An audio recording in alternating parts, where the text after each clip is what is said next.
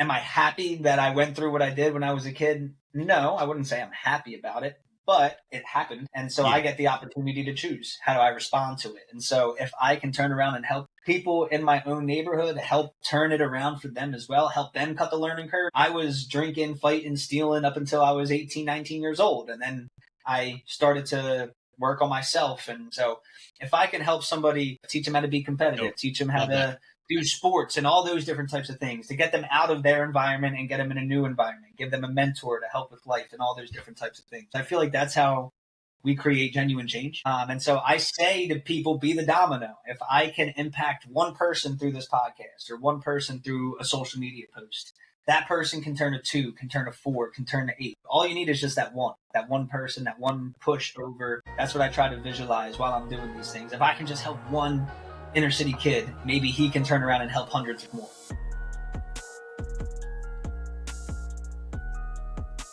Hey, what's up, everyone? Welcome back to the People Run Podcast.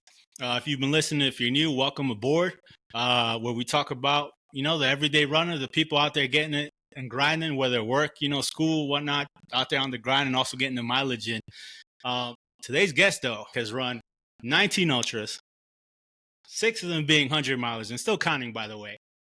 48 hours on a treadmill, which we'll get into, is just insane. The caveat, though, he's only 26, which is why I wanted to have him on. I'm like, this guy's record at 26 is what we dream of in a lifetime, man. He's a coach, husband, man of faith, someone who's also raised over 10K for kids, man. It's an amazing story, man. I'm happy to have Ant. We've been vibing here. Probably recorded this a little too late, but Ant, thanks for coming on the People Run Podcast. What's up, buddy? Thank you so much for reaching out, for having me on. I appreciate the kind words. I hope I can live up to it, but I'm excited for the conversation today, man. It's great to be here. Yeah, of course, man. No, live up to it. You've already done this, man. I want to get right into it. Like, treadmill 48 hours. I saw the video, and for those listening, I'll link it on here in the description. But how does 48 hours on a treadmill, one, come about, the logistics? Who keeps the gym open? How does that even come about and work? Man, I had signed up for a bunch of ultras in PA. It was called the Blacklist, where you would do 4 mountain ultras in the calendar year. It's Heiner 50K, World's End 100K, Eastern States 100, and the Black Forest 100K. And so I was doing those 4 races. I was doing Ironstone, so I had my schedule planned out. And I had a friend, his name's Kellen. He was doing a marathon a month to raise money for recovering addicts. And so I sat there and reflected, and I looked at my schedule, and I was like, dude, when I look through it, I have the almost entire calendar full of an ultra. And I'm like, why don't I do something more with this? So then I signed up for one in March, signed up for one in May, and started piecing them together. And the only opportunity I had in December that would make sense for me and my schedule was to do the Dreadmill. The Dreadmill.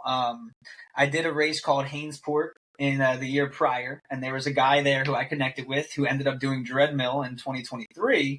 And that's where I heard of it, where it was like, hey, you got 48 hours to go on a treadmill and go as fast as you want, as far as you want. Like my man, I forget his name off the top of my head, who had done it first, but he hit the 100 miles. And I was like, all right, well, I can pick the date for that. So I just got to put the logistics together. And I work full time at a gym called Lifetime in Fort Washington, PA. And so literally with a month notice, I went to my boss and the GM there, and I was like, hey, I'm trying to raise money. I want to do this treadmill thing for 48 hours. Originally, I was going to go out and sleep in my car for the 4 hours that the gym was closed. But the GM was like, yo, you work here. We trust you. You're a great worker. It's yours. And so he let me stay there the entire time. We ended up hitting 112 miles. And it was miserable. For those that don't know, I love to run in the parks. I go outside. I'm in nature. I like the mountains. So my previous PR on a treadmill was 7 miles that I did at Penn State at a football game where I was like, I need to get my workout in. So I hopped on a treadmill for an hour. So that was my previous PR before I got up on the tread. And really, just like you had mentioned, the goal was to raise money. We ended up hitting over $10,000 so we could donate it to orphans and inner city kids. So that was the reason I did it. And it makes it a little bit easier when you're going through these events, when you're like, all right, I'm here. This sucks. But at least I'm not on the streets in Philly right now. Or, at least I'm not, well, I was in the position that they were in, but at least I'm out of it and I can turn around and give them a helping hand. So it's a little bit more, I guess, easier to handle when you have a bigger reason to do Yeah, it. He who has their why can bear anyhow. It's a Nietzsche quote that I like to refer back to. But that was like how the Dreadmill came to be. And I don't know if I'll ever do it again. That was tough.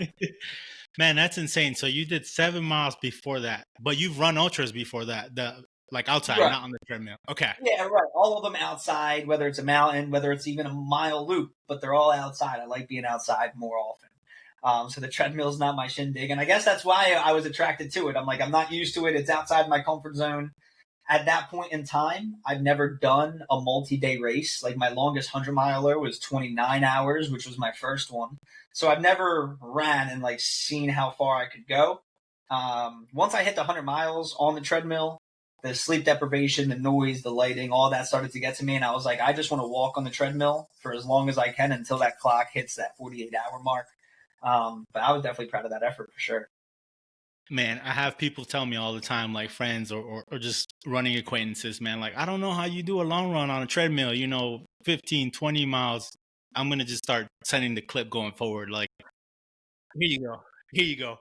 That's my man Benji Rawson. He had came out literally. I called him on Wednesday, and I was like, "Yo, I'm doing this treadmill run Friday. Like, would you be able to come out with your camera, put something together?" And he went over the top, above and beyond. He was there, I think, over like 10 hours across the entire weekend, getting footage and putting it together. So shout out to him because that video is awesome. That's amazing, man. What's the food like? I know you sleep deprivation, pretty common on ultra. And I asked the food not because obviously you got to eat for an ultra, but you in the gym. No, dude. So luckily at Lifetime, there's a cafe. So throughout the days, the general manager, my boss, they would literally bring me up like, chicken and avocado or something along those lines, like a beef rice bowl, something like that. Throughout the nighttime, what I realized, I had food prepped with me. I literally showed up. I had my treadmill. I had my cooler in my bag right next to the treadmill, so I could reach in, grab whatever I needed throughout the day. But a lot of what I needed a microwave, and I didn't know where the microwave was in the building. So at nighttime, it was kind of like cold food, which is whatever. Like it's a part of the gig when you're doing an ultra. But I was just trying my hardest to hit my carb goal throughout the endurance of it. But you start getting gut issues. I need to lay down a little bit. I start not wanting food, so it was tough, overall, obviously. But a lot of rice, a lot of honey. I try to keep it as natural as possible. My buddy showed up with a bag of sourdough bread that he made. So I squeezed honey in it and started, housing it down. So anything I really could at that point. But I feel like the nutrition part, now that I always say I'm never going to do it again. But if I ever did, I know where the microwave is this time so that I can make sure I heat my food up and all that jazz. What would you say was the biggest challenge with doing it on a treadmill 48 hours, other than, hey, I'd never run this long on here? What I will say is during the event, there's construction going on inside of the gym. So they were redoing the entire gym, but I literally started the run, and within an hour, they put up a black tarp right in front of me. So I'm sure you can see it in the video that's on YouTube as well, but like the black tarp within of itself, whatever. Like I'm staring at something anyway, so if it's a black tarp, fine. Yeah. But the struggle for me was just the noise. Like usually I love ultras because I'll be out in the woods, and oftentimes you might link up with a person or two. Other times you're completely by yourself, and I like that. It's like a little meditation for me. The noise of the music at the gym, the construction going on, the banging, everything along those lines, and then not having the ability to have peace. Like what I should have done better was have better boundaries, because people would just come up and talk to me, which was the goal of it in the first place. I'm like, I'm trying to bring attention to raise awareness for orphans and inner city kids. I'm trying to raise money. So I wanted the conversation, but I just started to get a bit irritable when it's, I'm on day 2, 35 hours into this run on the treadmill, and people are coming up and talking to me. It's like, all right, I'm trying to manage my emotions here. But I think that was the hardest part, because that's not something that I strategized for. Like the run, the food, the hydration, the breaks, all of that, I'm like, I have a game plan. But that was something that took me off guard. So that was a bit of a curveball for sure. No, that makes sense. I didn't think about that. And it's something obviously you wouldn't have known until you did it. Yeah, Typically, right. you're out there, you're on the trails, you're in nature, you're in beauty, you got views. You got a black tarp for views. Disney Pixar green screen, gym edition. And a bunch of people walking up to you, which is kind of wild, where you usually only get them at the aid station. Right. And you can like prepare for it. You hear the bell starting to go, you hear people cheering, Yeah, you're like, all right, I'm coming up to the aid station. Like people can be asking me how I'm feeling and I got, this is what I need, everything like that. So you can prepare for that a little bit better when you're out there too. that's wild, man. If so, you did it to raise money for kids and orphans. If you don't mind sharing, how'd that come about, and what compelled you to do that? Yeah, man, I appreciate the question. Yeah, so when I was 10 years old, my parents passed away. I have been born and raised in Philly, so I've always been an inner city kid. But yeah, when I was 10 years old, it was a homicide suicide. My dad ended up killing my mom and committing Gee, suicide, and then I came home.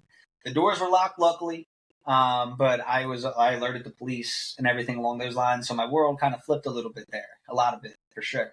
But I was only 10 years old, so running for me ended up becoming like therapy. Once COVID came around, I know we were talking prior to that. yeah, COVID kind of was like a big ups. A lot of people started doing the runs, the bikes, the triathlons, high rocks, all that type of stuff. And I picked up running.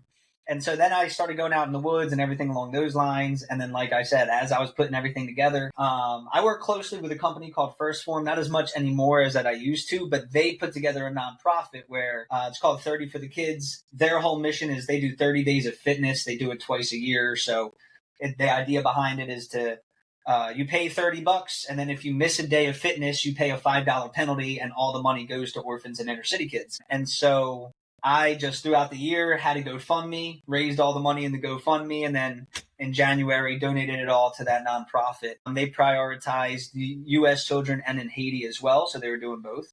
And it, everything ended up being worthwhile at the end because I kind of started getting burnt out, as you can imagine. I mean, 11 ultras in 10 months.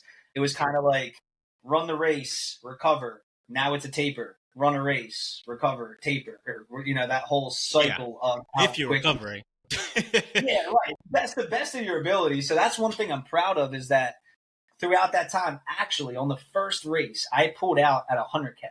So I hit about 63 miles, but my lower body was destroyed. I was pushing pace really fast. I didn't pace myself well enough. I went into the race with a game plan, and then it turned out it was in the Outer Banks. So a record-breaking storm came through and flooded the island. They ended up having to flip the course. So usually it's 100 miles straight down, but they did 50 out, 50 back. You're running through water, you're running on the pavement, you're getting a headwind. And I did not change my game plan at all, which I should have done. So I went out, I hit 50 miles in like 9 hours and I was feeling great. And yeah, my lower body just kind of fell apart from there. And so that's when I took a step back. I'm like, I need to figure out this injury prevention thing because like I got the 62 miles in, I feel good, but I want to make sure I hit the 100 if I sign up for 100. Like if I do a 50 miler, I want to hit the 50.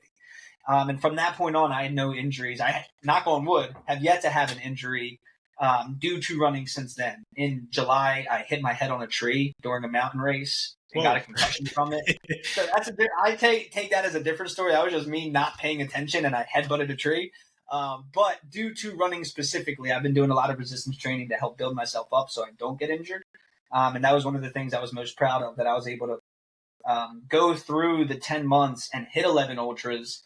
Even the one in September that I did, it's crazy that as I continue to do these ultras, I started to compete a little bit. Like I came in second place in my age group in 100K. And then the next month in October, I came in second at 100 miler. And then it just kept on rolling. So a lot of things started to click, but a lot of learning lessons throughout that time. But at the end of the day, being able to donate over 10 grand, like I did not think we would touch that. Originally, I was like, I'm going to make the goal 5 grand.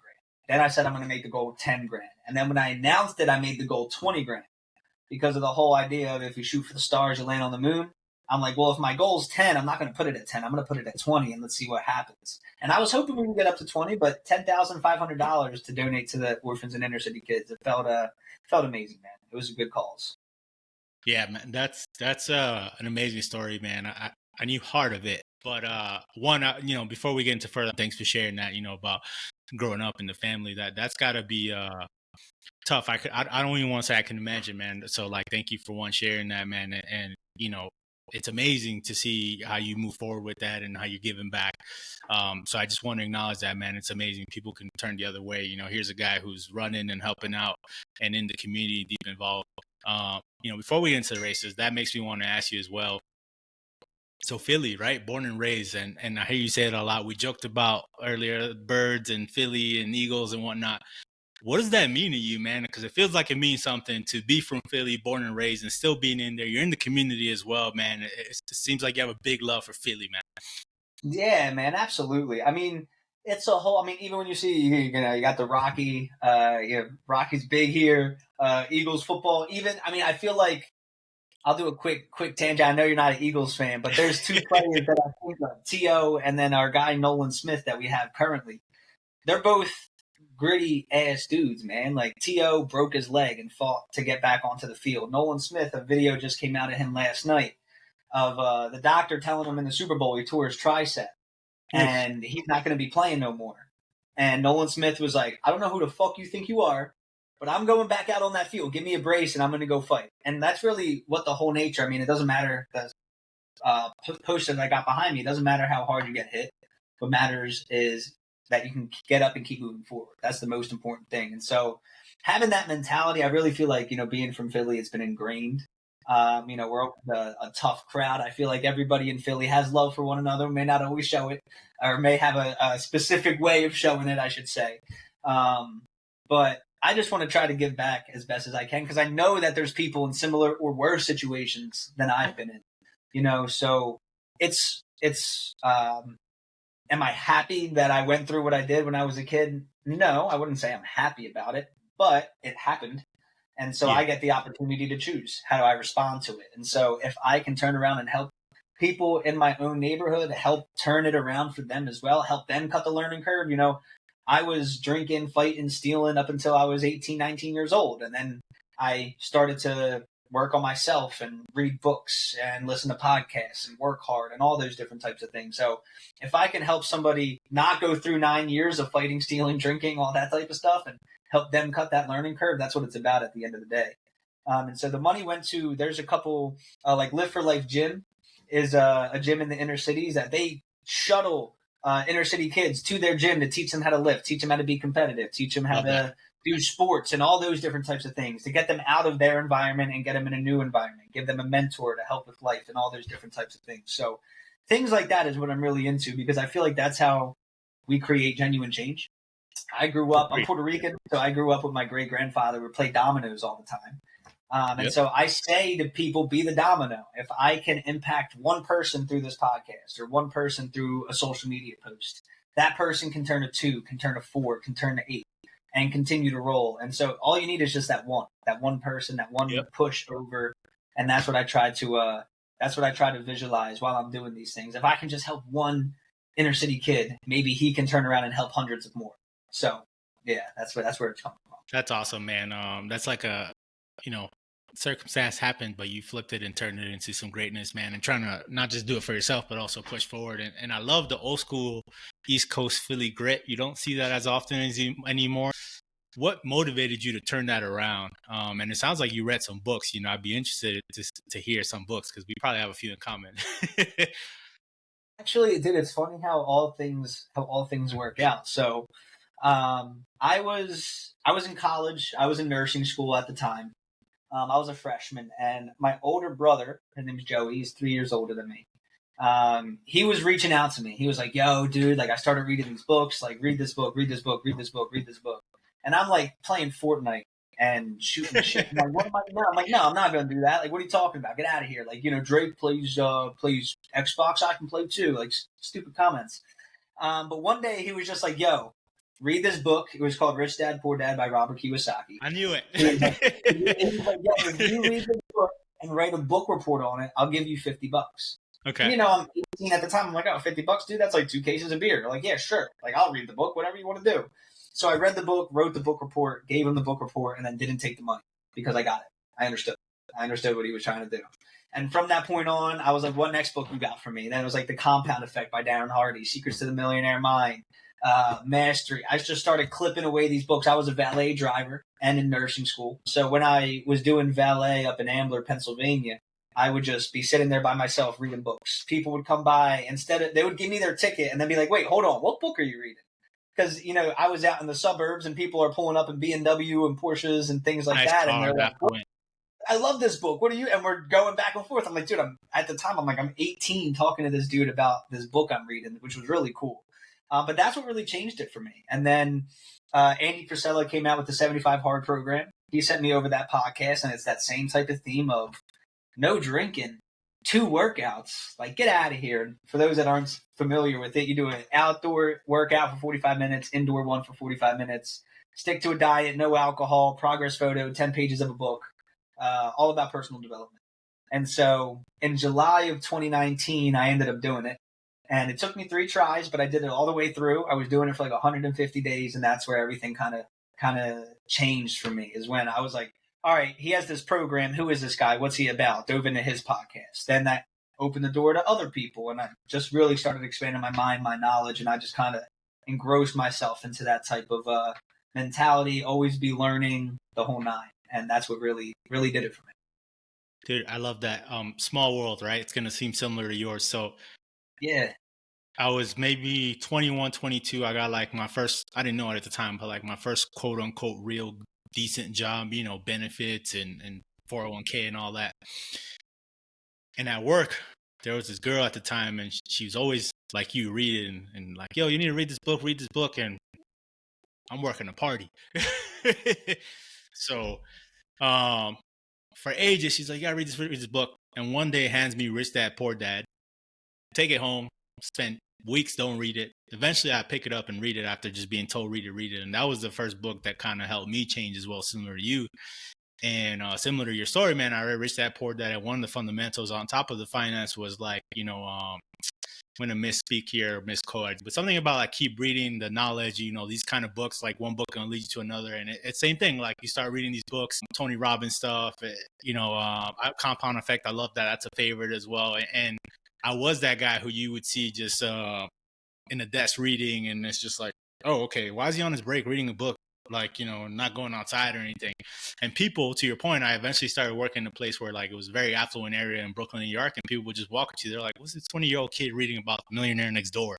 They can tell I'm not rich, so it's just like, and then like people come up to you and it's just like, I think they see the potential, and that's what it is, because you're so young versus like you're reading a kind of book. I wouldn't say complex book, but it's a book about progress and whatnot. So it's funny you mentioned that, is why I bring that up, man. It's like, we were vibing and talking, but now I'm like, man, these stories are somewhat similar. That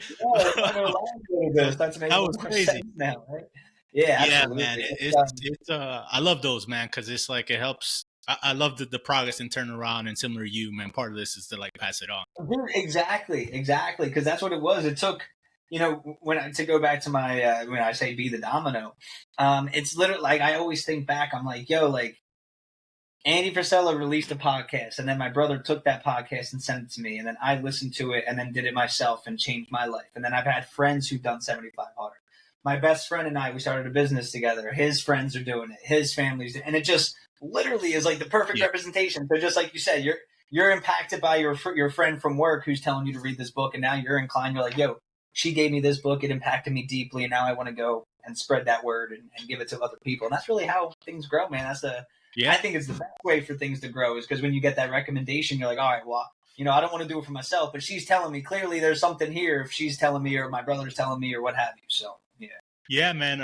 I'm sure you can relate. That's a life-changing moment, because you could have gone down the other path, and that book made me go down a different direction, because now you got money coming in, you're like, wait a minute, I need to be a little bit more smart with this. And then domino effect, snowball effect of things like, okay, what about my health? What about fitness? It was right around the time, funny enough, where I had a transformation of weight. So I guess I was in the mind frame of progress and growth already. I'm curious to ask you, because you brought it up, and also I saw it on a post. You were talking about the valet, dream car. Did you get the dream car? What's the dream car? I'm just curious, because I'm also a car guy. Not yet. So the dream car is a Porsche GT3 RS. Oh, I you going have all the way up driven there, it big boy. before. Yeah, that's what I'm saying, man. I gotta have it up there. So I've driven it. It was so cool. I was up in Bluebell, Pennsylvania, and a guy had just bought his from Cali and drove it to the area. So it came to the area, and then like 2 days later, he came by. And it's so funny that the people that drive these cars, I would always think they're like, they think they're above you or they don't want you to touch their car. These dudes would get out and just toss me the keys. And at the time, I'm 17, 18, so I'm like, shit. I'm like, this car is worth What are more you than I've doing? seen in my lifetime. What? Yeah, But even I'm a big visualization guy. So even during that time, I'm really working on myself. I'm reading those books. I'm working on visualization. So I'd get in the car and I'd focus on how the steering wheel feels. How does it feel when I'm opening the door? How does it feel when I shift the gear? And one thing about cars, where's the gear shift? It could be on the left side. It could be on the right side. It could be down top. It could be above the screen. Like, you don't know where all these damn modern cars are. But yeah, it really helped me get nitty gritty with the visualization side of things, so I can have one down the line. As I've gotten older and become more family oriented, I'm like, I do want the car, and I will have the car eventually. But I'm more focused on let's have a house, let's have kids, of course, yeah. that type of vibe with my wife. I mean, we've been together since we were 14 years old, Oh, man, so it okay. was a long time coming. Because we just had just gotten married in May. And I've invested in real estate. I have a couple rental properties, so now it's time to focus. Like, all right, we got the investments, we got those things, we've had the wedding. Now we just want to focus on the house. So the car will come, the car will get there. Yeah. But focus on a couple other things first, leading up to it. But like you said, mid-30s, I'm shooting for it. That's what I'm grinding for. I'm trying to make No, it but happen. you got to build just like in running, you got to build a foundation first, which you're doing now, right? It make no sense having a Porsche GT3S and you in an apartment or you don't own your place, which some Yeah, people do, right. not knocking on it. Sure, sure, absolutely. And I'm been really keen on having kids recently. Okay. My wife wants to have kids. That's amazing. I do as well. So I'm more like, when I do get the car that I want, it's more so going to be like when I'm in a position where it's like, what do I want to buy myself? Like right now, it's really just like, I'll get myself like a tattoo or new running shoes. Like that's really what I need for myself. Whereas I'm just like, let me put money away, let me save up, let me get a house. When we have kids coming, all that jazz. But it'll come. The time will come for sure. No, that's dope, man. And I love that. I'll share mine Yeah, real quick. Mine, hit me. funny enough, it could be a Porsche, but I'm a JDM guy. So give me a GTR, let me tune it. And similar to you, let me have my base and foundation, nice house, family, all that. Absolutely. So a lot of motivation and drive, right? How'd you get into the running and what's the motivation to get into running? I know we spoke earlier about this. It's been a few years now, but what got you into, like, now that I think about it, my man went straight to ultras. Dude, it was that's so funny. So end of 2019, I just finished 75 hard. Jesse Itzler, are you familiar with him? No. No, okay. So Jesse Itzler, he's co-owner of the Atlanta Hawks. He's been around. He's actually I'm pretty sure he's from New York. He wrote the New York Knicks song, "Go New York, Go New York," Okay. and ended up selling a private jet company to Warren Buffett, all the whole nine. But he came up with this thing. He's an ultra runner. He does he has like Running Man down in Georgia, and he shared this concept of a misogi, which is like a Japanese concept, but it's do something hard in the year that makes the year worth it. And so I came across this in December of 2019. So I was like, all right, I can't run. I'm going to do a marathon. And I literally, January 1st of 2020, Fitz, I swear, I ran outside in Philly. I couldn't even hit a mile. I hit 0.8 miles. And I was like, who the fuck would want to run? I'm like complaining to my then girlfriend, now wife. I'm like, this is silly. But the next day I got back out there and then got back out there and kept it rolling. And so I had signed up for the Philly Marathon in November. I started running in January. By June, I got to 9 miles. And at that point, we're in the heart of COVID. And my brother's like, hey, like, you're training for Philly. I get it. You're at 26 miles. There's a 50 miler in the park right next door to our house called the Dirty German. Why don't we just do it together? And so I did it. I got convinced. And at the beginning of June, I hit 9 miles. August 1st, I hit 26 miles. And then September 12th, which turned out to be the anniversary of my parents' death, is when I hit the 50 miles because everything was virtual. So I did the marathon up and down Veree Road in Northeast Philly. I did the 50 miler, literally up and down. I had 3 different 5-mile loops that I would do in Northeast Philly around them, and my house would be the aid station. And ended up hitting 50 miles on that day, which was pretty. It was exciting for me to get it done. It was very emotional if I had finished it up. After that, I took a year off because I weighed 125 pounds, being 5'9", and I was way too light. So right now I sit around 160. So I spent a year putting weight on, and then got back to the ultra world. Got back, my older brother went for 100. I went with him. He got it. I didn't. And I was like, absolutely not. I'm going to go back to the same race and get it. And then it just kept spiraling from there and kept compounding. So I was a sophomore in high school, and I was a 100-meter sprinter. So I joke around that I went 100 meters to 100 miles, and I don't know why. But okay. Totally different feel for it, for sure. But that's what got me into it. It ended up being my common theme, my older brother, who was pushing me to go for that 50 mile in 2020. That really got me into it. So is ultras his jam, your brother? Yeah, I mean, so I say that I have a health and fitness career with a real estate hobby. I say he more so has a real estate career with a health and fitness hobby. He's more we invest in real estate. He's a full-time electrician, but then will do the work himself and invest in real estate on his own, and then does the ultras on the side as well. So he's more of he doesn't go on social media. He just works, trains, runs races, and that's his jam, and it's really cool. But he's really hard-headed, so it's cool to run ultras with him as well, because he's just relentless forward progress type of guy. He's done 2 200-mile races. Total ultras, I have a little bit more than him now because of the event, that the fundraiser I had done last year, but he's gone to 220. He's done a 200 miles. So, yeah, he's a little bit nuts as well. Got it. Okay. I think they say, I forget who quotes this, but I think they say it for all running, but I think there's a different level when it comes to ultra. You got to be a little something wrong, crazy in the head to be wanting to do, marathons, 100-milers. Hell, I'd even throw 5Ks in there, because 5Ks, I find them tougher. I'm telling you what, I started this year I've really got into it. So I had my own business in general health coaching, and I trained people in person, and I was just kind of like anybody and everybody. But in January, February of this year, I really pivoted to endurance athletes. Okay. And so I started reading up, studying up, researching. I'm like, all right, I don't do any speed work. I need to start doing speed work. I need to start taking care of my shoes, my feet, all that stuff, and really getting into the nitty gritty. And I started doing speed work, and I'm like, this shit sucks. I'm like running fast as well, and I'm not even fast. I'm like doing the intentional day of let me push pace. It's just a different type of hurt than an ultra. I feel like an ultra is more of a dull aching pain, where I feel like if you're pushing pace and really hitting it hard, the breath, you're right. Sometimes I'll do a 5K. I did a 5K time trial in April, and literally afterwards, I was supposed to do a mile cool down. I just laid on a bench, and I was like, I'm seeing God or something. I think this is insane.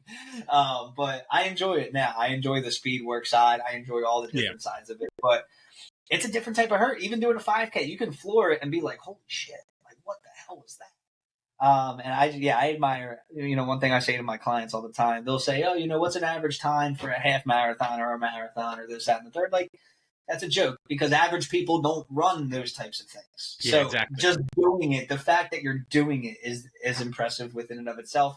Once you hit that distance, then you can be like, all right, I want to be a little faster, and we can work on that for sure.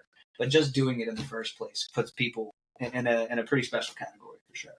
No, for sure, man. It's I don't like using that cliche quote, but I'm going to slide in here anyways. The 1% of the world, whatever, runs, marathons, half marathons. I think it's 2 or something, 1.5 for half.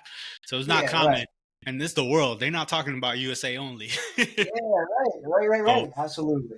It's all, I'm sure you know this, and we'll get into it in a minute, but progressive overload is the name of the game. Who cares what the time is, right? The answer is progress. If that's what you want. Yeah, right. That's exactly it. And I feel like people, at least from my experience, because I'm a trainer at a gym and I teach classes and stuff, and people, I'm the endurance guy. So they always come up to me and they're like, oh, what 100-mile race you training for? Oh, I haven't ran that much in my lifetime, let alone in one training block or one day or what have you. And you don't walk into the gym and start benching 300 or squatting 300 or something. You start with the bar. Yeah. and then then you add a 10 on each side, and then you start inching your way up. You get comfortable with that, add a little bit more. Like I just told you, I went out and I couldn't even hit a mile, but then the next day I hit a mile, and the next day I did it again, and then I upped it to a mile and a half, and then now someone's like, yo, you want to go hit a marathon? It's like, well, not really, but I can. Like, I'll go do it with you. So Because it's you all got the things endurance, yeah. right. I've been running consistently for 4 years, running in total for 5. Like, as I stay consistent and continue to push in one area, which was distance, I'm going to have a huge engine to run distance because I've been working on it consistently for that long. Yeah, for sure. I want to touch on the training and fitness, right? So, well, before we get to that, 120, 160, you put some weight on. Yeah, for sure. Absolutely. 5'9", 120, sheesh. Dude, I was thin. I was shocked when I stepped on the scale and I saw that, and I was like, oh, that's not right. That's not right. But it sounds like it, but did it feel good?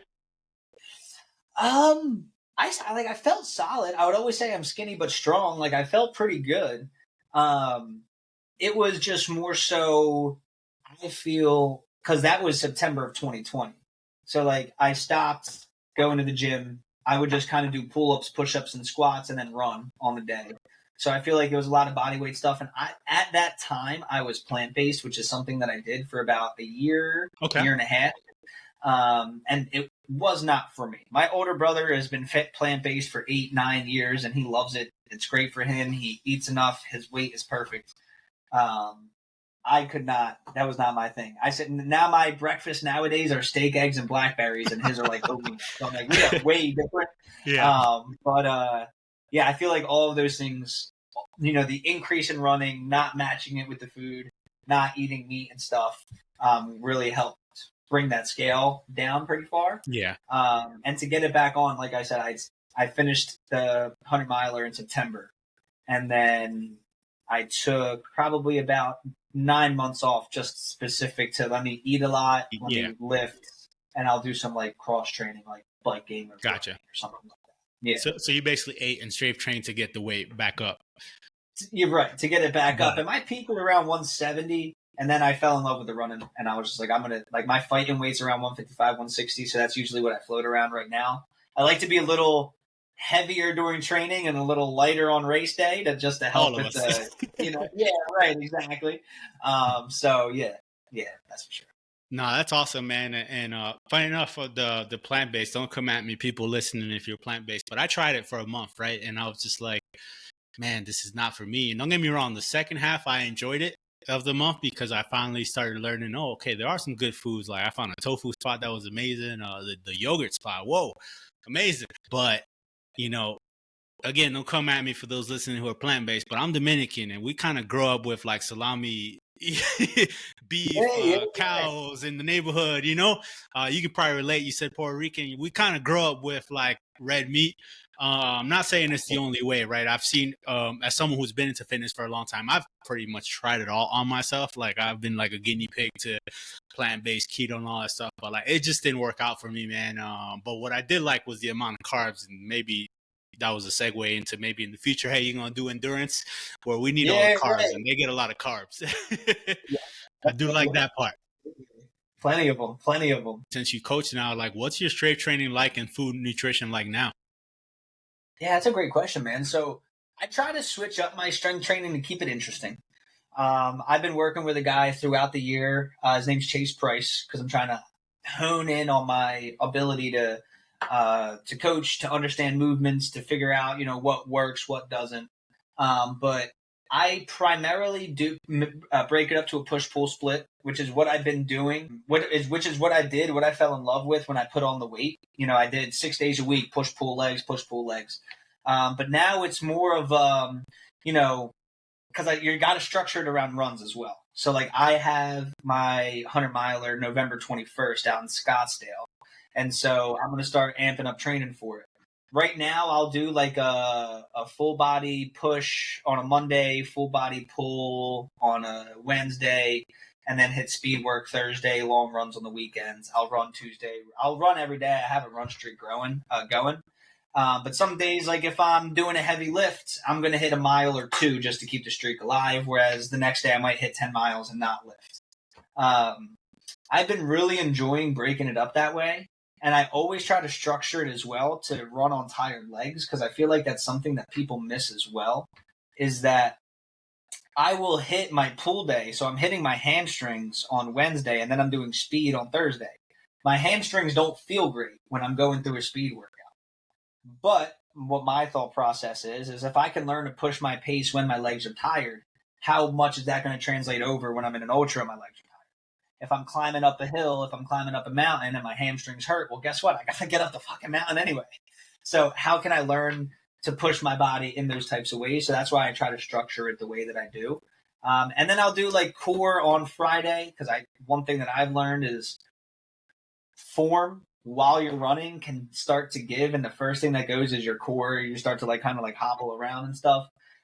So I really try to take into consideration, like, all right, when I'm doing core, what else can I work? All right, well, I can do hanging leg raises. That's hitting my hip flexors and hitting my core. So now I'm getting stronger hips for running and a stronger core to maintain proper form. So I really try to break it down with things like and along those lines.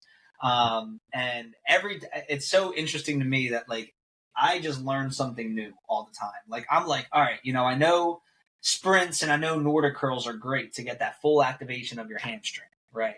But then I know a trainer at the gym. His name's Zach Del Seo. He's a fight guy. And he was like, yo, well, I do this because I'm all about explosive movements. I'll do these ring hamstring curls because it's a glute bridge and a hamstring curl together. And it's a great way to mimic like a sprint or a Nordic curl. And I'm like, dude, well, now I just added another thing to the arsenal for me to incorporate. Yeah. So I love to learn in that type of sense.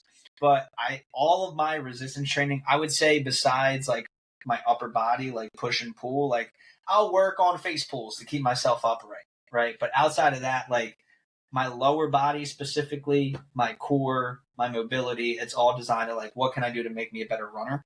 Because I try to pride myself. I optimize performance through a health first approach, but all in the idea of trying to be a better runner is the most important. That makes total sense. And it's kind of a similar approach I found. I was curious on your take as someone who does ultra. And yeah, to your point, everything I've seen or read or ultras, people I've had on or heard, the name of the game is tired legs, man, because you're going to be tired the majority of that race. Yep.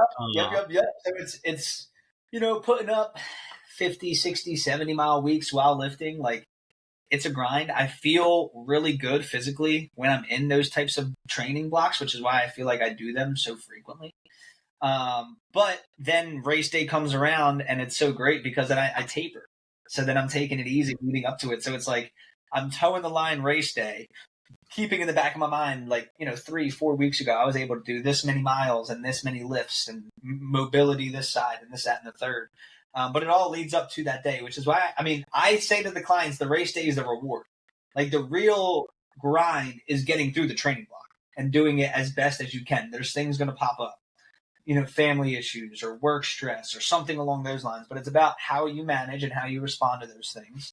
And so once you get through that training block and you show up race day, like that's the fun part. You get to leave it out there. You get to be out, at least in the ultra world, be out in the woods, be out to meet cool people, like the coolest people, just like we were talking about prior to.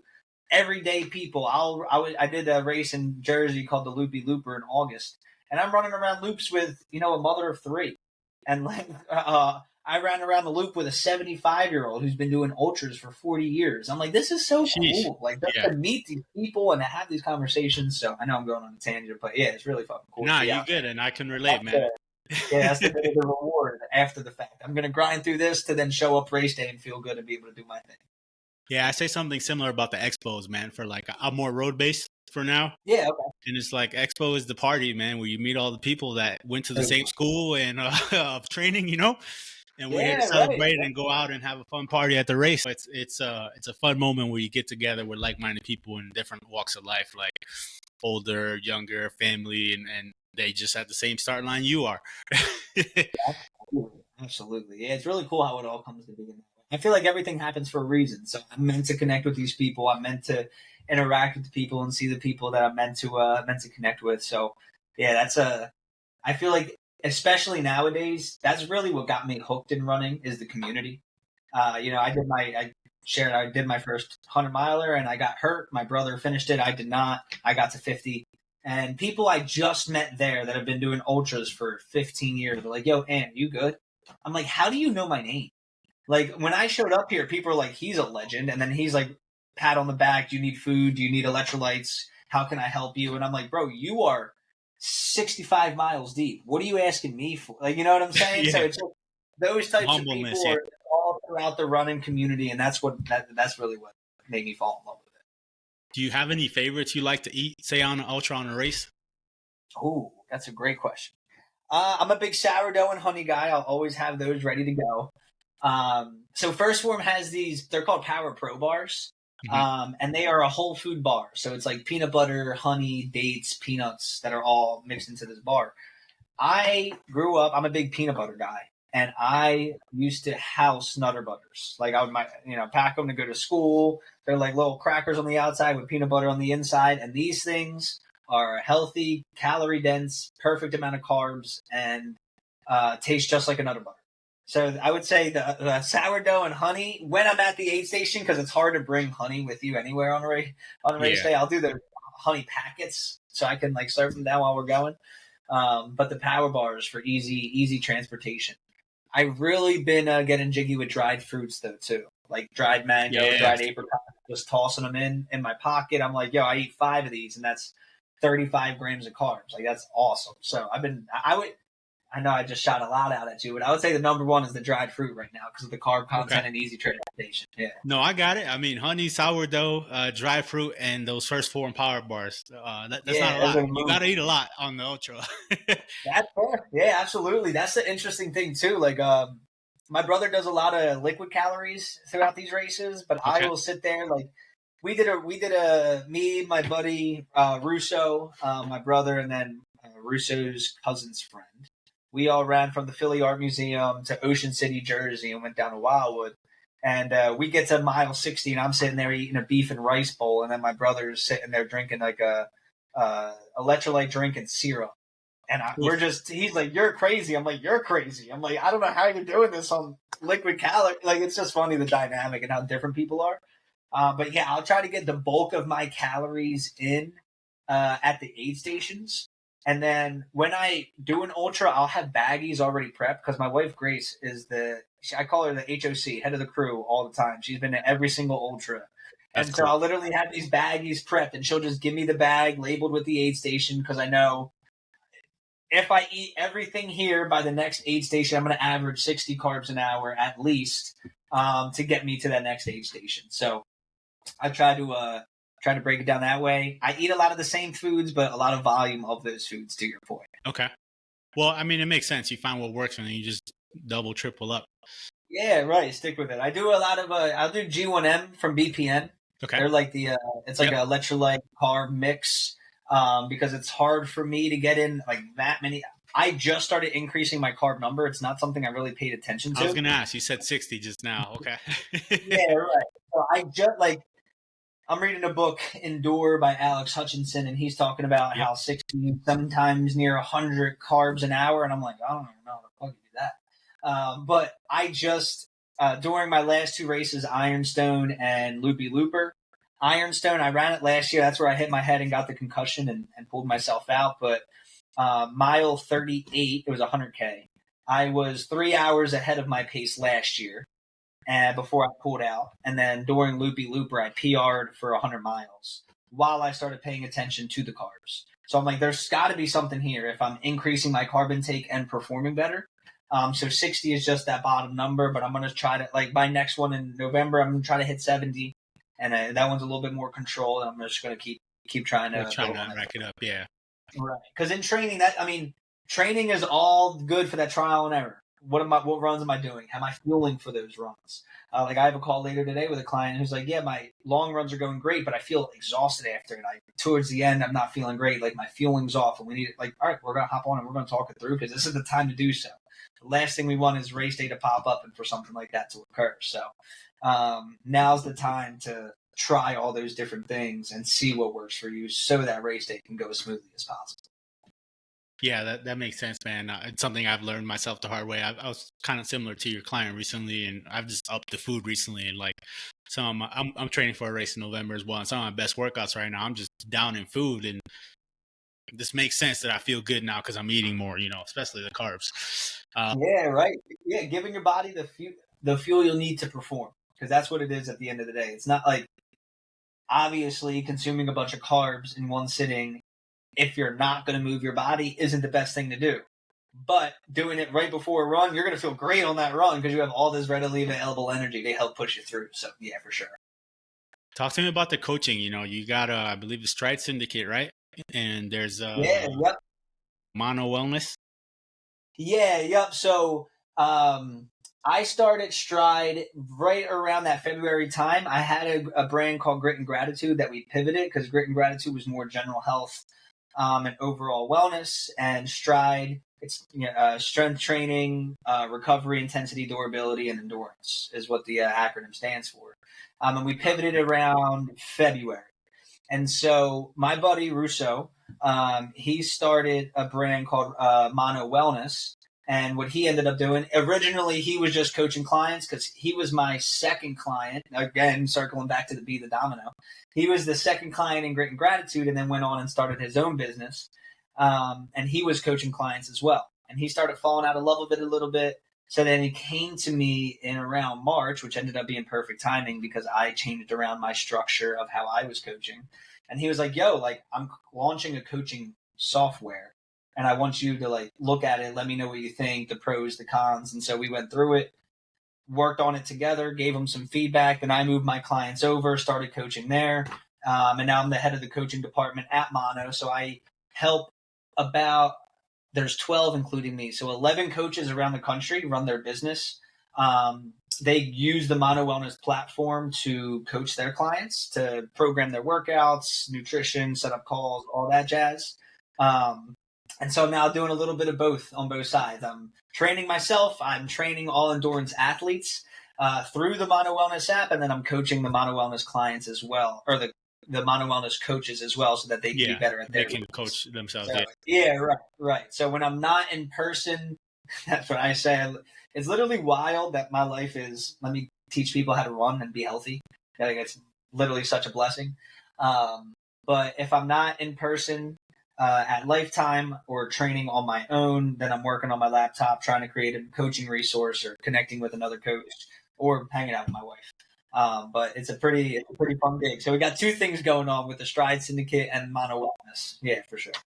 How's I know we probably said some of it on here. What so far would you say some of your coaching principles and philosophy? Mm-hmm. I am big on like training is important. I'm not saying it's not, so I don't want anybody to take away what I'm about to say. But sleep, man, is one of the most. It's up there with fitness and nutrition. And so when I'm talking to people, well, one, I focus on their form first and foremost to make sure they're running correct, and running the most optimal way for them. Because the last thing we want to do is get hurt. If I have a client that comes in for a marathon and they get hurt halfway through, well, I didn't help them even not only achieve their goal, but they weren't even able to toe the line for the marathon. So health first and foremost. So at first I hammer down form, but then I aim to build their body around the form. So I'm like, we're going to work on building your calves. We're going to work on building your hips, your hamstrings. Make sure you do mobility. Make sure you do stretch out and foam roll and things like that, because overuse injuries are definitely a thing. Yeah, for sure. Working with, as those, obviously those are the main points of it, but then I really focus in on recovery, because that's going to be the bread and butter to help them get to race day. Yeah. So whether it's a sauna and cold plunge or the Normatec leg sleeves, sleep is number one. More so sleep quality than quantity. So we'll go through things that they do. You can make the room darker. You can make the room cooler. You can limit your screen exposure. Take magnesium. You can meditate. You can, all these different things that help improve sleep quality so that you can continue to keep up that intensity training. I would say those are the three main things is like the actual like physical nature of it. How do you run and what muscles are we going to work to increase your ability to run? The sleep side of things, and then really the intensity. It is one thing I did not expect is we always talk about intensity.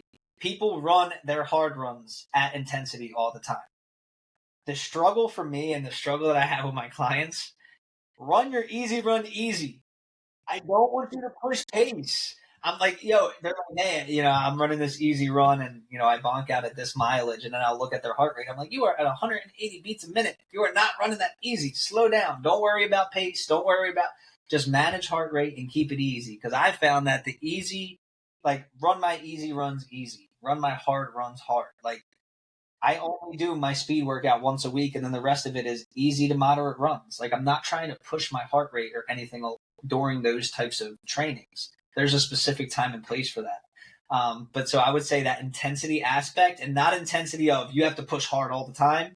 It's like, hey, when you got a recovery run, recover. Like, take it really easy. If you have an easy run, manage your heart rate. Don't let it go north of 145 beats a minute. Yeah. And, we have these watches and things like that. I don't think they're all that accurate, but I've been wearing mine since March of last year, and so I have a bunch of data that I can base it off of. So it gives me something. I understand it may not be perfect, but it gives me something to base it off of, if that makes sense. No, yeah, it's definitely a good marker. And I think that's a common thing. People running their easy runs a little too hard. It's one. I was doing the same thing. I used to just go out and be like, let me dog this thing. I got 5 miles easy. Let me just finish it fast as I can. But it was counterintuitive to the goal. Yeah, it kind of happens pretty often. I think it's one of those things where, like, that one's a lesson you learn with time. I'm starting to come to the conclusion too. You got to go through it a few times and, like, get bit, if you will, and then go, oh, okay. Sometimes that's how I am, man. I say to my friends and family, like, I'm a learn through experience type of guy. I'll do something and I'm like, oh, that's what they were saying. Yeah. I like to learn from other people as well to help me cut the learning curve. That's why I started working with a coach and things like that to make me better. Because I'm like, hey, there's people that have been in the coaching world. Even Jason Coop has a podcast. I don't know if he's still posting on it, but he has a whole backlog of all these episodes on a podcast of him talking about ultra marathons and running races from the 90s to now. And he's an accomplished ultra runner. He's sharing doctors and stories and client successes. And I'm like, all right, this dude started running before I was born and has been training clients for 20 years, which is almost my lifetime. So I can definitely learn something from this guy. So just keeping my mind open that way as well. No, that's a good way to approach. That's something I like to do often too, is like, we got the current stuff, but, like, what did they do in the past? Because that's at least proven, find a happy medium and blend. I've been finding a lot of success in the old school stuff recently, which is not as popular now. Yeah, it's funny. Yeah. Like, we can go on a tangent on that, but, like, some of the old school stuff, man, hey, it's proven. People have been doing it for years, like, I find nowadays the more new stuff you do, the more it falls back to the old school stuff, like nutrition, diet, running, training style. Right, exactly.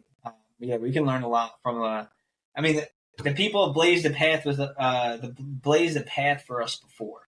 So it's more so, instead of just trying to create a new path, which isn't always a wrong thing, but being like, all right, they took that path. Why? What did they do? Why did they go about it that way? And you can start to learn a lot of insight from what worked, what didn't. And also, everyone's different. People are going to respond to different things and receive different things in a unique way. And so that's one fun thing about being a coach is like, hey, this program for one person worked, but for this one didn't. Oh, for sure. What would you say is like some of the biggest lessons you've learned through all this, through running ultras, coaching, helping the community, donating? If you have to say pick 3, 4, I'm sure there's hundreds, but yeah, absolutely. I would say for me, 2 things come to mind right away. And one is, I say it to my clients, I'll say it in my classes, I'll say it to myself mostly when I'm running and stuff. Like, it comes to an end. Like, we choose to do this, right? So, like, next weekend at the Rocky Steps in Philly, I'll be doing a 24-hour stair climb, September 13th, so we can raise money for cancer patients in Philly. There's the Legacy of Hope, is a nonprofit. It was one I had done last year, and I'm excited to be back this year and do it. And yeah, it's going to get hard when it's 10 p.m. You're 13 hours into this event, and you got to go through the night, and it's like, oh, I really don't feel. Yo, time's passing anyway. Time's going to pass. I said it in the video on Dreadmill.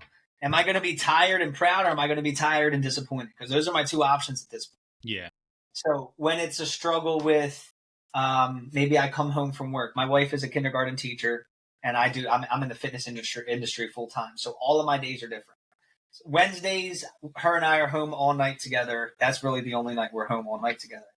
Well, I had the opportunity. I worked all day. I was up at 5 a.m. I worked through. She gets home around 4:30 p.m. Who am I going to show up as? Right? Am I just going to be tired? Oh, I worked all day. I did my training. I'm hurting. Oh, well, this, that, and the third. Or am I going to show up for her too? Right? So I can take those learning lessons through ultras and implement them across the board as well. Or is it, hey, I have a couple tasks to get done for clients or my business. Am I just going to push it off? It's like, well, no. I force myself to do hard things during ultras. I can force myself to do hard things now. So keeping in mind that it's all going to end. Like, hey, I'm not going to die. Like, that's really what it is about at the end of the day. Like, I'm going to be able to live to see another day. And so that's my one. But the 1 second decision is something that I've been big on recently. And we talked about it beforehand. My 1 second decision to pick up the book and read it. And then to, write the book report and not take the money. Like that, I could have went one way, I could have went the other, but I took that 1 second decision and moved it to the direction that I want to be. People think when you run an ultra, it's going to be built up over time and then you're going to bail. And it's, hey, well, it was 1 single second that you were like, I'm done. And I'm going to go throw in the towel. It was one moment. It was one decision where you were like, I'm quitting. Where I could take that same decision and be like, I'm just going to take another step. And so I feel like that 1 second decision, am I going to lay around and sit on my ass? Or am I going to start cooking food for my wife and I for when she gets home from work? Those little decisions, they go a long way. Another one that popped up in my head, don't get too high, don't get too low. It's important when people, you're 12 hours into a 100-mile race. People are like, how you feeling? Oh, great. Well, yeah, the night's coming and you're going to be struggling throughout the night. So it's important. Yeah, I'm doing great. And these are the things that I'm doing to keep myself from feeling good. But then what if, things come crashing down and you're in the dumps and you're in the pain cave, what I like to say, you just got to keep on moving because it's going to pass. It's an ebb and flow. If I get too high, I start pushing it too much and then I might burn out. And if I get too low, it could cause that 1 second decision to quit. And so it's not allowing myself to get too up and not allowing myself to get too down so I can stay consistent and get done what I set out to get done. But then it's the same thing in my day-to-day too. Like what I need to work on is appreciating a goal a little bit more. I'll hit 100 miles. We all and do. I'm just like, yeah, right. I got the loopy looper medal right here and I run loopy looper. And then the next day I'm like, all right, training for PHL 24 in September. It's like, yo, you just like 5 hours ago, you crossed the finish line. Give yourself a second. And so that's what I need to start working on a little bit. You know what? Let's do this real quick. For everyone listening, we're going to take a second or two to appreciate everything Ant has done here. And take in that race and those wins real quick. It's a perfect moment to do that. It's important to. It's important to cherish those small wins. I got to be a little bit better at practicing what I preach. But where attention goes, energy flows. So if I'm going to be focusing on the wins, I'm going to be focused with a more positive and grateful attitude moving forward. Because if I skip over those wins, I can start getting in my head, oh, well, I'm not that great. Oh, well, this happens, and start to listen to that. I call it the bitch voice, and the boss voice. I start listening to the bitch voice a little too much, and I can get myself in a rut. So it's important to take some time and focus on those positive things, those wins, the things you've done. I like to reflect back. I'm especially with business. One thing that I've learned in business is I never compare month to month. Like, I'm not like, oh, well, we did this much in September or August, but in, February, we did this much. It's like, well, yeah, you're comparing apples to oranges. Like, compare August to the August beforehand. And that's something that I try to do often is like, all right, well, where have I come from? 5 years ago, I guess, damn, it's starting to get old now.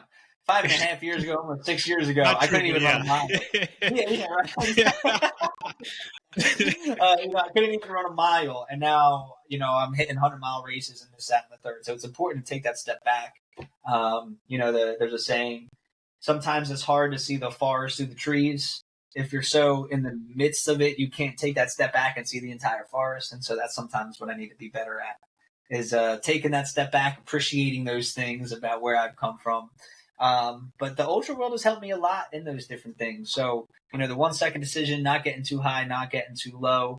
And then I would say the thing I just take home is like, you can do hard things. Like, I'll say to my clients, like, yeah, this workout is tough, but you're consistently proving to yourself that you can do hard things.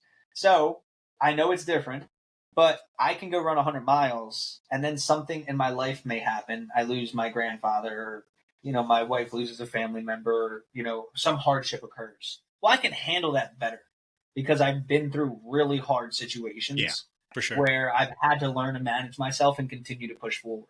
So I know, like, there's the second one from the top that you see. These are all my 100-mile buckles that I got. It's called the New Jersey Devil 100. Fitz, I was never so broken in my life, man.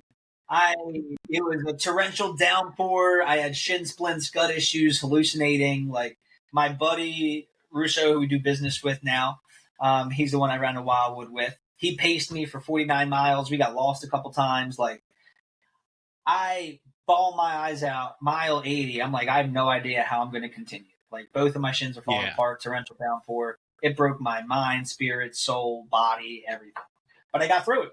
And that's a reminder every day that I got through it. And so when I go through a struggle with business, or when I go through a long day, it's like, remember the New Jersey Devil? You remember that when you did that shit? You did this shit too. Yeah, come on.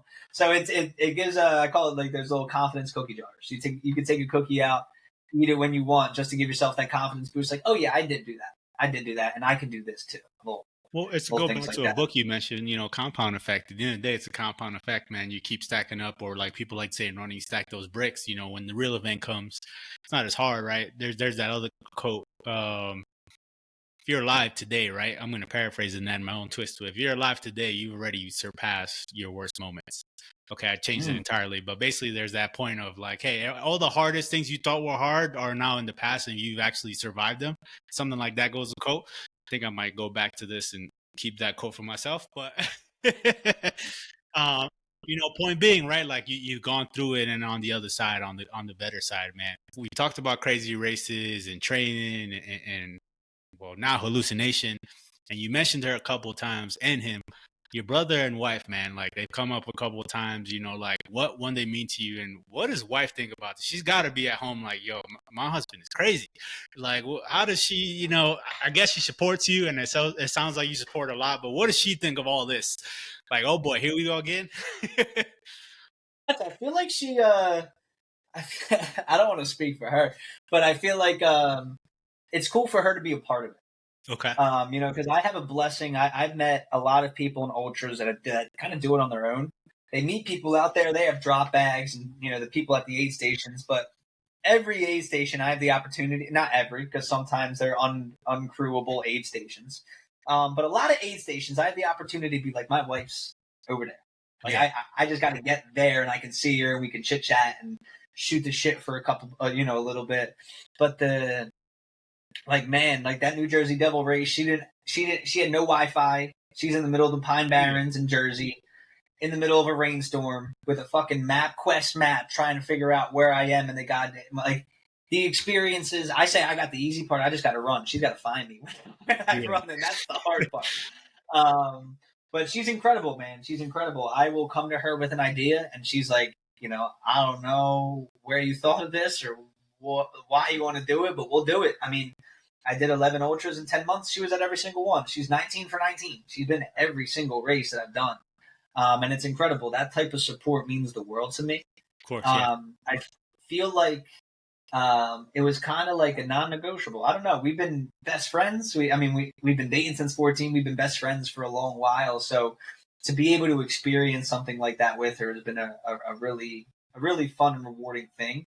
And I feel like, one thing that we say is we grow a lifetime within a race with the wisdom and the learning lessons and the sleep deprivation and what we're pushing through. Like, she's bouncing around from aid station to aid station at 2 a.m. We have our pity Odin now that she'll have with her, which is a little bit better. But like sometimes like that's hard. That's hard to do. And the fact that she's always willing to do so has blown me away. And now she's at the point where just the crew is like clockwork. She knows exactly what to do. We've been talking about doing some last man standing races soon, which is something I've never dabbled in before. But one thing she did say is that if we do last man standing, she's got to have more of a crew with her because it's always just her. Maybe my buddy Russo comes for a little bit here and there. But so we're looking into those different types of things. But now I feel like it's a team effort where I'm like, yo, I want to sit down and talk about my race schedule, so I can make sure that it fits in her schedule and that she can come and everything like that. Because we would love even with the Colorado race that it starts on a Friday. It's next year. But she's a teacher, so it's in September, and she's like, it's not the best time. She's like, but I'm going to still figure out a way to fly out there to at least see you at some point. Like, she's always just wants to be a part of it. And I think it even opened the door for her because she has done 2 ultras herself to be on the other side of it in regard to, hey, I'm a crew. Now I want to see what a runner feels like.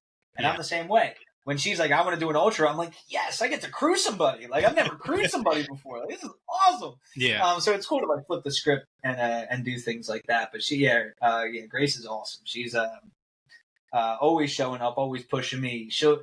The best is when like people are like, damn, like how hard it must be. And I'm like, yeah, but like I'll come into the aid station and be like, I don't know if I'm going. She's like, the fuck you are. Yes, go. Like, you make me walk around here for all these hours. Yeah. But I'm sitting on, she's like, get your ass up, and we're going. Like, timer went off. Let's go. So like holding me accountable to the goal, allowing me time if I need it, helping massage, helping fuel, all that type of stuff. It's incredible to have somebody like that, to be able to have in my corner as I push through. You know, again, I had the easy part. I just got to run from point A to point B. She's got to show up. She's got to help me. She's like all that different type of intricate work that we do. But it's been awesome to have her for sure. No, that's dope, man. Go ahead. I know you had mentioned my older brother as well, and he got me into the whole thing. Okay. So it's fun because we haven't raced too much. We just did the one in August together, which was the first time we ran a race together in a long while. That's so cool. It's cool. We both own a duplex together, so he's up top, I'm down low, so we'll get runs in together. We'll see each other out front. We'll shoot the shit about, what race are you thinking about? What fuel and what did you just learn? Things like that, which is always cool to have somebody to bounce off that as well. Who's in the arena with you? They're in the game. They know the things that I'm talking about and different things like that. So it's cool to have somebody like that as well to talk to. No, that's awesome, man. That sounds like a dream right there. To just, hey, we're going for a run. You leaving? All right, let's go. Yeah, right. Sometimes I'm walking out and I just look up and see him. I'm like, oh, bet I got a running buddy today. Yeah, no, man. It sounds like you got an incredible support system, man. Shout out to the wife, man. That's amazing. Like to be able to be at all 19 races and crew and all that, man. She's also sleep deprived, I'm sure too. So y'all both in it in different ways. Yeah, dude, absolutely. And we show up. We still try our best to show up for family and friends, even on weekends that we have these races and shit like that. So we'll show up places. We'll be exhausted. We're tired, but we still do our best. I mean, again, she's staying up all this time. Like sometimes I'll pull up to the aid station and she's sleeping. She's like, "Oh, I'm sorry." I'm like, "Sorry for what?" I didn't expect to hear for her. I don't know with the one running through right now. Like you got fine. You sleep. But it's cool. I mean, because then we get to travel. I know something we talked about was like the uprise and running, and then the rise of traveling as well because of all these runs. Like, we went to the Outer Banks. We went to South Carolina. We've been, middle of PA that we didn't even know existed. We're from Philly, the Southeast part. So we get to the middle. We're like, there's these mountains here? I'm like, what? Like, this is crazy. So it's cool to get to experience that perspective of it as well. Road tripping, running the races, all that type of experience together. It's really cool. Yeah, no, man. Agreed, man. If you do last man standing, let me know. Funny enough, I had a guest here on the podcast who looks like we might be doing a race depending on how he's recovered. He just did last man standing this past, was it the weekend? Oh, wait. Marchese, right? You got it. Yes. Yeah, I just saw him do that last man standing. 150 miles. That's incredible. Yeah, he did 153, crushed it. You know, he wanted to win. Don't get me wrong. He was training for the win. He's wanted to win, but he still hit a PR for what he's normally done at that race. He'll give you all the tips on last man standing. I'm hoping he recovers well. Funny enough, you mentioned your brother. So for the first time, I've been wanting to run a marathon with some friends, and two signed up with me. We're running different paces, but it's fun to just like, hey, let's go enjoy marathon, run, and I'll see you at the finish line, you know, Airbnb, you know, recover, go to the expo, that kind of stuff, man. So I get it, but like to have it every day, that's the dream right there with you, brother. Yeah, awesome. I love that. I mean, hey, I iron sharpens iron, as one does to another. You know, rising tide raises all ships. So I love when I see groups of people come together. So that's incredible that your friends are towing the line with you. Yeah, it's gonna be dope, man. I'm looking forward to it. Training's going good. Injuries mostly solved by now, so kind of like you mentioned, you know, we putting foot to the pavement here, or in your case, trails. Yeah. I'm not sure on the trail scene yet, but I do live in the middle of all the trails here in Colorado. So, you know, talking about that, you got a few races coming up. Obviously, we spoke about this. Let me know when the Colorado one comes in, man. If I can make it out, I definitely will. Hell, I'm even down to cruise, so count me man, in. Absolutely. Not saying I'm running it with you. You know, I'll maybe do some pacing if you need it, but I'm still in my road phase, is what I'm getting at. But what you got next coming up for you? You know, life, general, run, races. What's coming up for you here? I know you mentioned one in November as well. Yeah, yep. So I'll be going out. It's just going to be such a blast, man. So I'm going out to Scottsdale, Arizona. My buddy Russo, he's doing an Ironman, not running an Ironman. He's doing the Ironman on a Sunday, and then that Friday I'm doing a 100-miler in Scottsdale, and then my uncle is doing a Spartan race the next day in Scottsdale. So those my buddy Russo, my uncle, and then my wife were going to come out to Colorado, and now we're all going out to Scottsdale to crew each other.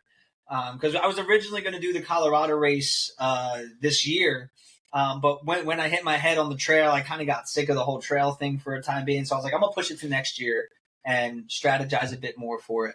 But so once they told me, they were like, yeah, I'm in Scottsdale. Yeah, I'm in Scottsdale. I'm like, well, let me see if there's a race in Scottsdale. And then I found one called the Fat Ox 100. So I'll be doing that out there in November. And then as of right now, my schedule next year is pretty open. I wanted to dabble in a little bit of high rocks and marathons to work on speed and build, you know, strength and power. Because I'm hoping there's a guy, Andrew Linder, who I got to connect you to as well. He's a guy I've been chatting with. He's from my area. He ran across America. He did pier to park, so California to Central Park with a 15-pound vest on, man, over 3,000 miles. And then he does a lot of the marathons, high rock speed work. And then he showed up to the Loopy Looper in August and shattered the record for the 100-miler. He did it in like 17 hours. That's wild. And so I'm sitting there. I hit my PR at 24, and I'm like, damn, like these guys are flying. Where, again, I'm always like, where's my gap? Like, what can I do better? And so I really feel like if I work on my strength, my speed, my output, now that I have the endurance to side down so much that I'll be able to increase my 100-mile time. So I've been looking into the high rockses, the marathons. I will say, I say that, and then I defer, you know, Run Rabbit Run 100 to next September. So I'm like, all right, well, I'm going to have that on the schedule. I had a friend who ran a Last Man Standing in June, and I had done a podcast with my buddy Joe Rinaldi and showed the guy the podcast. So the RD of the Last Man Standing in New York, actually, near Lake Placid, reached out to me, and he was like, yo, we're going to do it in July of next year. It's usually mild temps. Here's some research. Like, talk to me if you want to do it. We would love to have you. And so having a Last Man Standing, I'm, you know, that's why I mentioned it here. Like, I don't know. Like, I've been you know, BPN has done a great job bringing the Last Man Standing up on like everyone's radar with the one that they just did in May. So that's really where I started getting the knack for it. So that's something that I would like to do as well. But I got to take some more time. You know, my wife and I, we are big into our faith. So I'm going to pray on it. I'm going to focus on it. And as I get closer to Fat Ox, I want to get squared away on what my schedule looks like next year. Because a lot of our friends are getting married and having kids, and we have bachelor parties and weddings and all that jazz. So I'm trying to balance everything in the middle. But it looks like after February, throughout the rest of the year, next year is pretty open. So that's what I'm hoping to set up some races and you got me excited with some of the High Rocks Marathon stuff because I'm kind of leaning that way myself. So maybe some things line up. I'm not ready yet for the ultra. We'll see. Everyone says I'm not ready, and then you sign up. One thing leads to another. But I know it's in the cards in the future. Yeah. I'm always up to trying something new.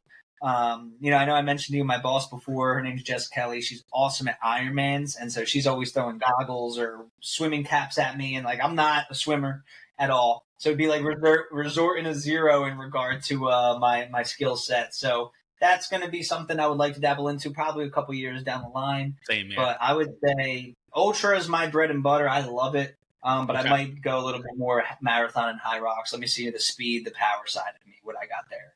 Test myself a little bit. That's dope, man. Yeah, you got the speed, man. It sounds like you have the awareness already. Well, Ant, this has been an amazing, incredible episode, man. I love this conversation, man. I'm glad you hopped on.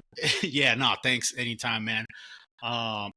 Guys, check out Ant's stuff. I'll put some of his, the video, the 48-hour treadmill. I'll put his links to his Instagram, man. Amazing story. I'm looking forward to what you got coming next, obviously, and then obviously we'll chat because now we got to figure some things, some runs out, some races and stuff, Absolutely. Let's do it, brother. Let's do it. I hope you listen, got some takeaways, man. Keep on pushing, one foot to pavement or trail in Ant's case. This has been the People Run Podcast. Wherever you listen to your podcast, tune in. We're there, or follow us on Instagram. Until next, guys. And again, thank you, Ant. I appreciate you. Thanks for having me, brother.